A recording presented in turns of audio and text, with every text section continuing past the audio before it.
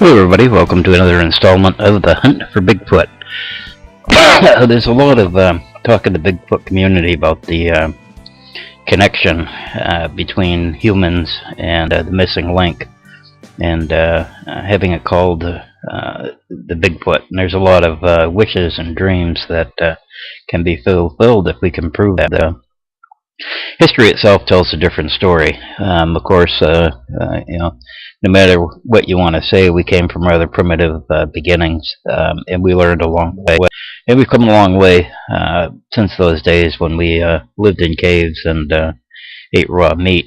And one of the greatest ways that we've advanced over the years is through the language, our means of communications. How we talk to one another and how we share our stories, and we've done that through a lot of different mediums, mostly through what we call folklore. There's a couple of different types of folklore out there. Some of it is oral, and it's passed down from generation to generation. And one of the problems that exists in dealing with oral folklore is that those original stories can change over the eons into something that they originally were not. And we're going through some pictures that you saw on the last video that I made here.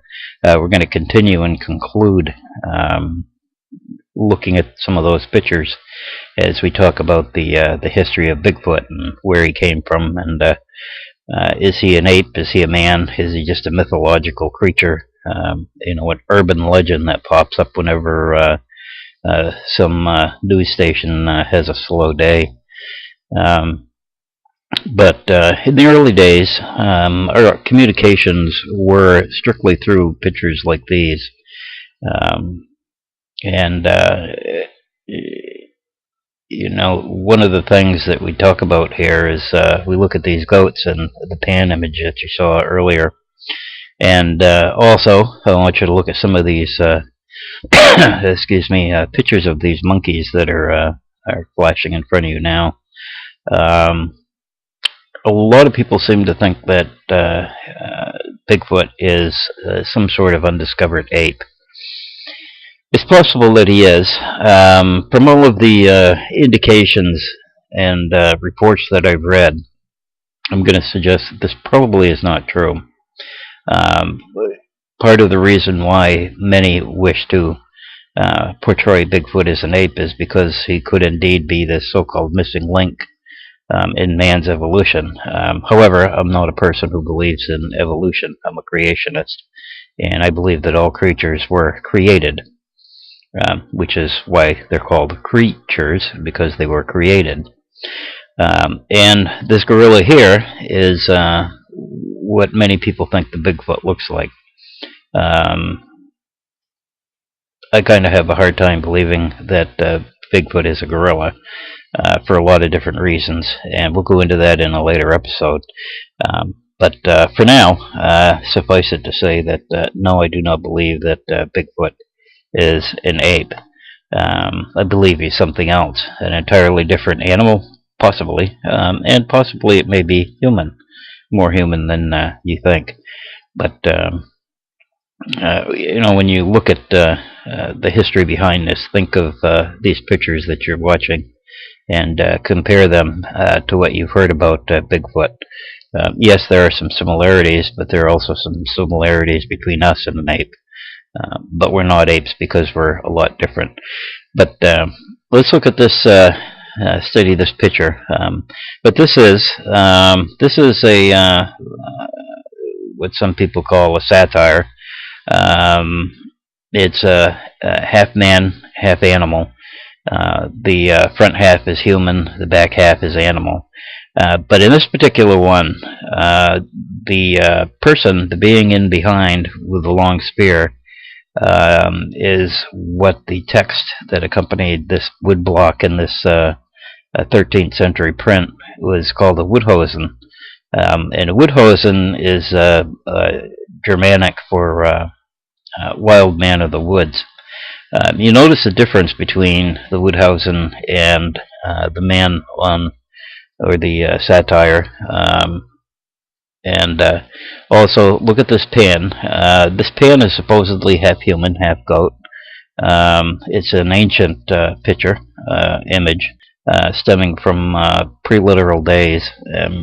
And what I mean by pre-literal days is that the image extends beyond the written word. And some of the things we're going to do in this episode here is we're going to look at the written word and how it's changed, and how that can help us to look at the past of whatever it is we're investigating, whether that be Bigfoot or Littlefoot or anything in between. But this picture shows Pan as being a goat. If you look at it, you'll notice that there are, in fact, goat-like feet on this creature and horns like a goat. But is Pan a goat? The history seems to say otherwise, and we'll get into some historical references later on in this half hour as to why I believe that Pan was not necessarily a goat, but something else that has been animalized or given an animalistic view, simply because of the image that the original storytellers want you to believe of this creature. But these, the Pan and the satyr, and the woodhosen also are three separate entities that may very well be, in fact, extenuate from the same personality or the same being from ancient times. Their images were just changed over the years through the process of oral storytelling. In this picture here, look at this carefully. This is Hercules and a lion. You notice that Hercules is substantially larger than this male lion. Male lions are quite large, so Hercules, to be able to overpower him, would have to be incredibly huge. And in this upcoming image that you're going to see, is an earlier version of Hercules and the lion. And you notice in this version that Hercules actually has a tail. And he's a little smaller, but he's still able to overpower the lion. So we see two beasts of the wild here, Hercules and a lion.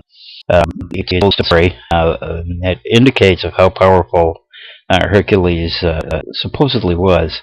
And we have to look and ask ourselves, exactly how powerful do you have to be able to be a wild lion? Male lions get to be, several hundred pounds. They're huge. You're looking at something that, can grow to be like 8 to 10 feet long, head to foot there. So it's pretty big. And so Hercules would have to be pretty big himself. And look at the face of this earlier version of Hercules. A lot of hair, fuzzy looking. Now, this even earlier image of the satyr with the bow also has the wild man. And if you look at the left hand side of the bowl, you'll notice the woodhosen, or the wild man of the woods, is also, and you'll notice that it bears a rather uncanny appearance to what we call Bigfoot today. You'll see that it has long, shaggy hair about him. And if you look at the actual bowl itself, and again, this is from somewhere around 8 or 900 BC or before that. So it's a very old piece of antiquity, and it was found in Italy, is where the picture is from. But you'll notice that the wild man here in this picture does in fact resemble today's Bigfoot. So we can, safely say that we actually have stories of the wild or Bigfoot today. They are thousands of years old, and throughout the years and the centuries, of course, various tales and stories have been made. And we look at this image of the Dzonqua, or the Zonaqua, as some pronounce it. And this, of course, is from the Salish Indian nation. And many people look at these characteristics and claim them to be ape-like. I've seen other older images of this Zamakwa bukwas, or a mask, and the images are not the same in all the masks. You'll notice that take a look at this upcoming picture here. This also is of ancient. This is from around 1200 BC, and it supposedly shows or portrays apes. These apes have a rather human face, and so don't most of these other masks that we look at, and we try to use those masks to suggest that, well, it has a kind of a simian or ape-like feature. So Bigfoot must be an ape. But we have to remember that as the years passed, our language has changed and our way of communication has changed. In the same way, like this video of the little girl coloring. Yes, of course, pictures were the earliest form of communications that we had. Of course, like artwork today, visual interpretation is open to the individual's desire for a large part. It takes a pretty involved picture to be able to place an image in front of you and make you believe what the writer wants you, or the artist wants you to believe that it is. But of course, as we see in early days, many of the etchings were done on stone, many of them on tablets of slate.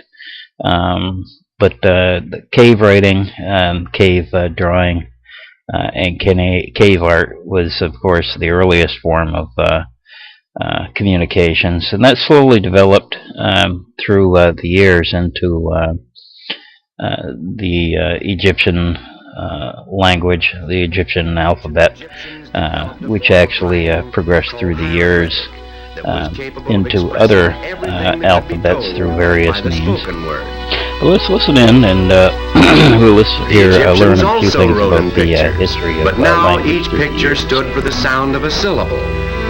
This was a big improvement, and it was made practical for everyday use by improved tools for writing, the reed brush and the polished papyrus upon which they wrote. But the papyrus, from which we get our word paper, was very expensive, and the reed brush wore out quickly and had to be replaced. This kind of writing was slow, because each character had to be carefully drawn. It was also hard to read and write, because so many different pictures were needed to express every syllable in the language. So, probably with the help of a friendly Egyptian scribe, the Syrites developed the world's first pure alphabet. Their first letter was a crudely drawn head of an ox. In their language, an ox was called an Alp, which we spell A-L-P-H. And so this picture stood for the sound of A. Their second letter was drawn in the form of a courtyard for a house, which they called Bet, spelled B-E-T. So this letter was given the sound of our letter B.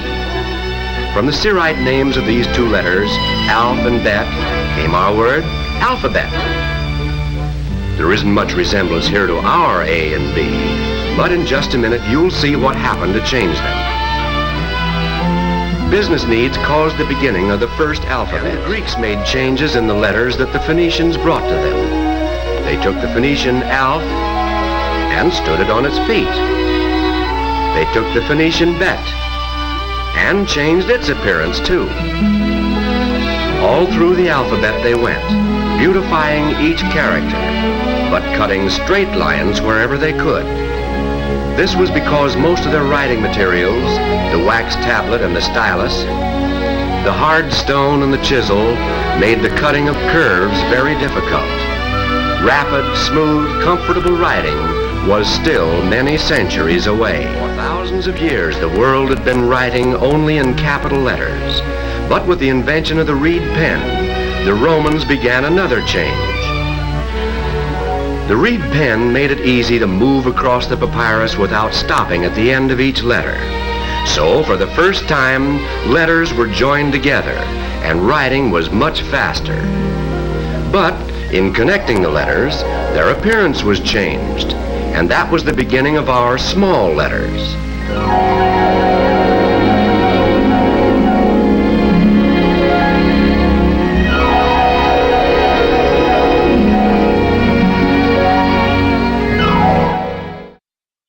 And of course, a lot has changed over the years.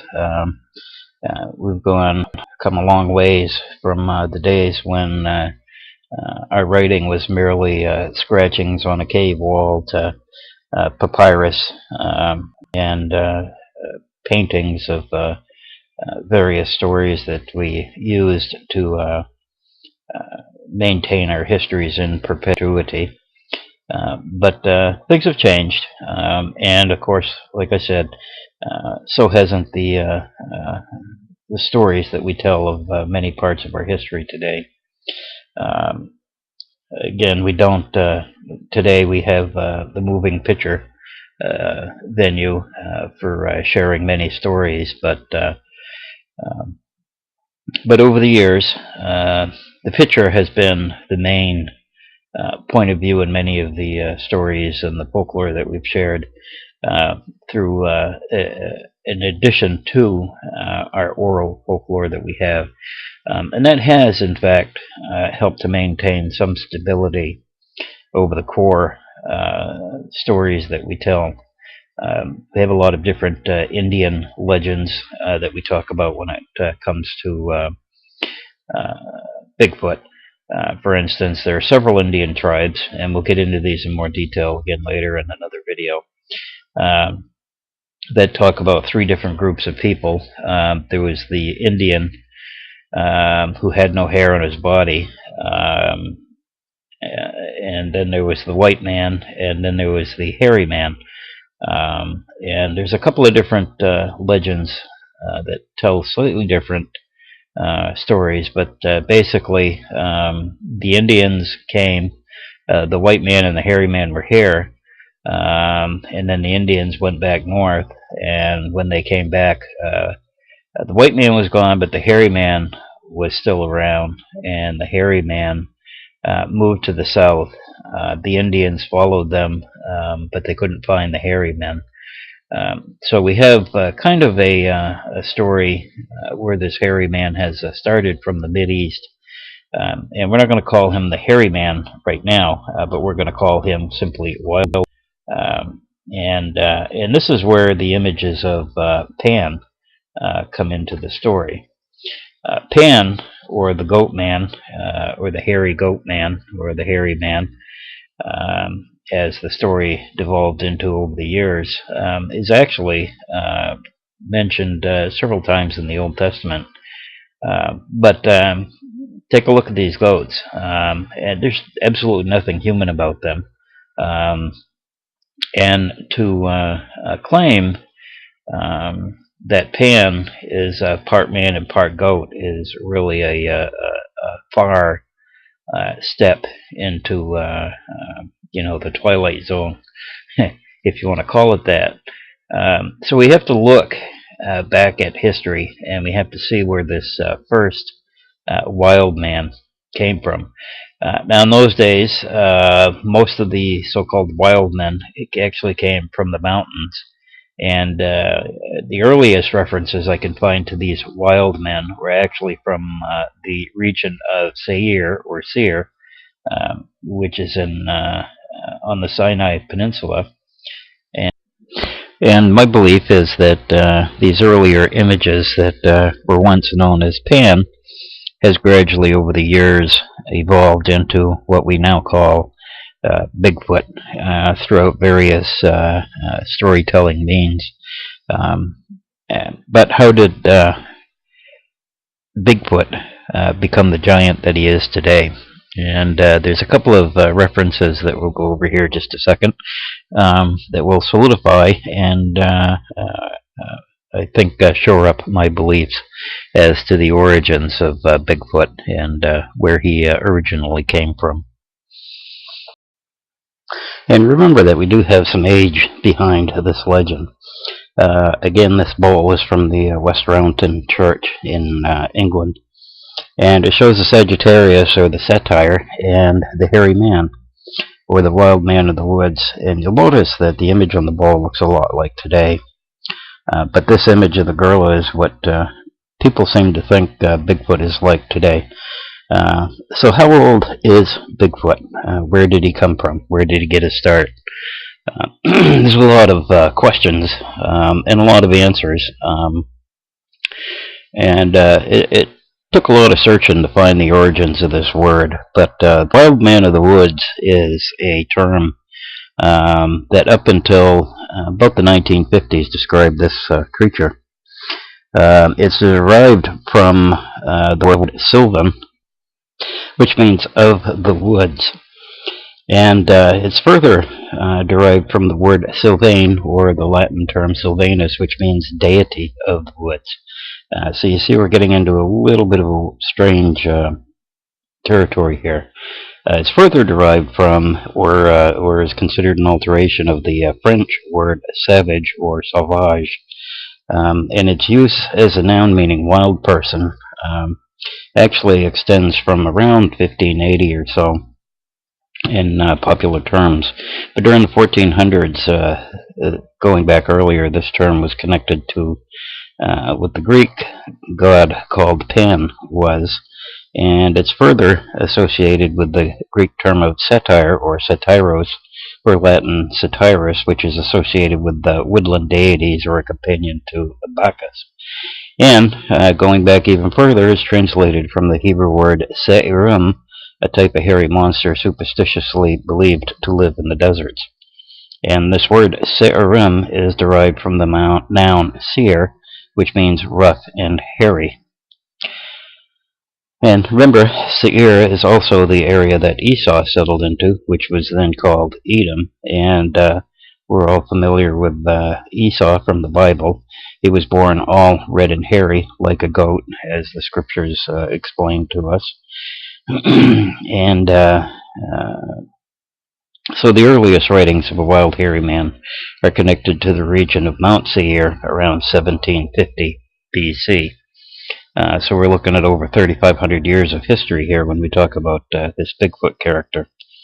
And this bronze plaque here describes the wild man of the woods. He was known in literature of the day as Azazel, who was a demon of the woods. He was supposedly goat-like, and I think the biggest reason they considered him goat-like because he was red and hairy all over. Interesting. So I think there's some connection here to the beginnings of Esau and his descendants here. Most of the oral and meager written folklore from that day seemed to suggest that much of the earlier beginnings of these demonic legends extend from around that area. But who was? We'll go back a little bit here and we'll talk about a couple of different terms. And there are two demon classes mentioned in the Bible. There's the Se'irim and the Shadim. Now, the Se'irim are translated to hairy beings, and these are which the ones that the Israelites sacrificed to in the open fields of the Old Testament times. And it's been translated many times incorrectly as being he-goats. And they're satire-like demons and described as dancing in the wilderness. There's a lot of comparisons that you can make if you want to do the research. For instance, you can go to Virgil's Eclogue or Saltante Satiri for historical writings. And the descriptions of these are identical with the jinn of the Arabian woods and deserts. And to the same class this Azazel demon belongs to.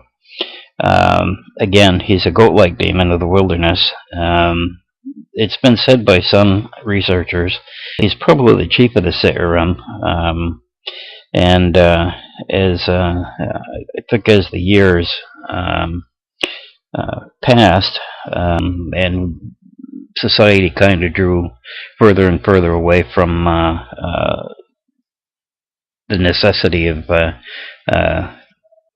placing everything that they see that they don't understand into the class of demons, that you actually find that it becomes less of a hairy goat-like creature and more of a man-like creature of the woods. But he's been around for that long. Like I said, we're looking at over 3,500 years worth of stories of hairy man in the woods. And I think the bottom line here is there are two different ways of looking at this creature. One is that it is a supernatural being, and we can connect him in fact to the world of demonic inhabitants. Then there's also looking at it as a real-life physical creature, and I think at that point we have to decide whether he is an animal, a wild animal, or if he would be something that would be considered an extra human in character. I'm not really sure at which point, which direction I would go here. There's a lot of anecdotal and folkloric evidence that would lead us to believe one way or the other. But again, this creature characteristics that make him more of an extra human being than a human being. But he also has some attributes that could also make him seem to or appear to be part of a lesser animal world than the humans. But I think historically when we look at him, we find that up until probably the mid-1800s, when the European world, the white world, if you want to call it that, began exploring and discovering things like the baboons and gibbons and gorillas and all kinds of different monkey critters that walked about on two legs from time to time.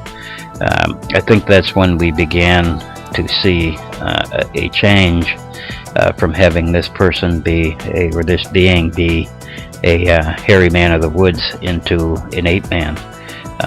Mostly because most people didn't quite understand what an ape is, and I think that sticks today. And I think there are a lot of people that are possibly wrongly so trying to peg Bigfoot into a position where he can be claimed as the missing link in the evolutionary puzzle. But like I said earlier in this video, I'm not an evolutionist, I'm a creationist. So the way I look at it, I don't see that as being anywhere near possible. So we have to look at whether Bigfoot is a man or an extra human or an animal. And we'll get into that into the next video that I do. And I'm going to show you in my next video some video and stuff and some pictures that are what really caused me to believe that there is something out there. And I'll see you next time on The Hunt for Bigfoot.